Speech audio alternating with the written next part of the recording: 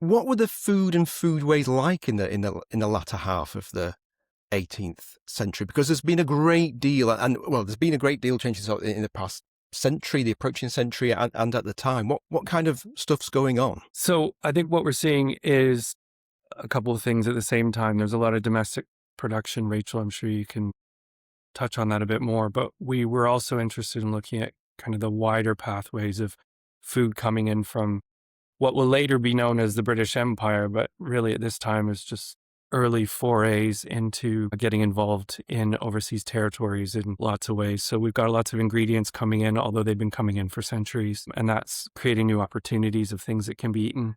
But we're also seeing a lot of domestic or European plants and animals being used as well. Rachel, you might have some more context for that.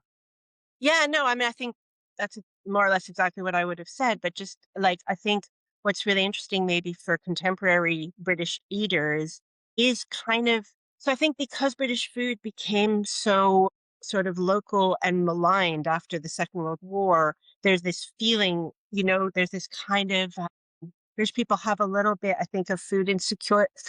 Food insecurity means something different, but lack of self-esteem when it comes to the national cuisine. But actually, if we're looking at the food supply chains of the period we're looking at, so from the late 18th into the very early 19th century, this is exciting food. This is really rich food. It's food that's coming from all over the world. It's food that situates Britain as a powerful nation in Europe and in the wider world in terms of trade networks, in terms of access to the best ingredients.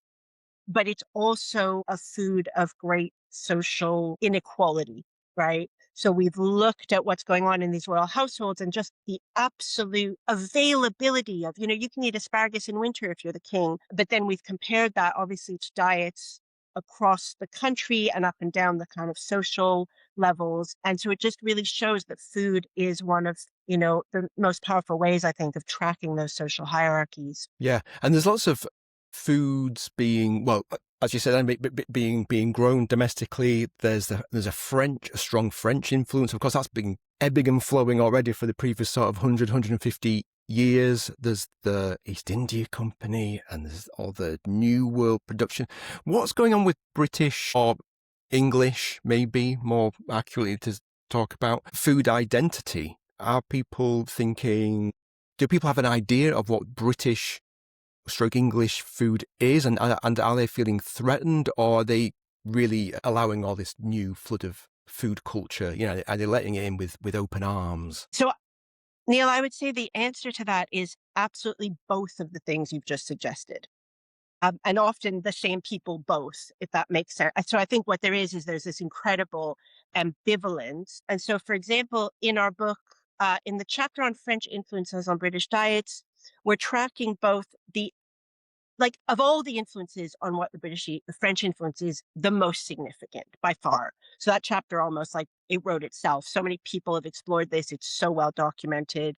And so obviously that is hugely welcome by British people into their diet. At the same time, there's all these caricatures and cartoons, some of which we bring into the book, which really show that people are also willing to use this predilection for French food as a way to kind of mock or hector people who are seen as overindulging in French food.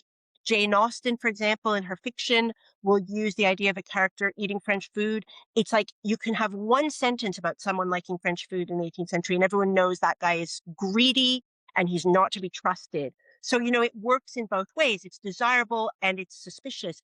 And we found when we were researching, for example, for our chapter on India and the arrival of curry and curry-related spices into the British diet, the people were both really eager to purchase those spices and taste those foods. Once curry recipes started appearing in cookbooks, they are absolutely everywhere. But at the same time, there's a lot of discourse about the dangerous way that spices might affect the British character, so that you are what you eat kind of motif, which people really, really believed in, meant that at the same time, imbibing exotic and potentially like intoxicating or heating spices was seen as a moral danger. So I think, yeah, just, you asked, how did people feel about these imports? And I think they felt very ambivalent.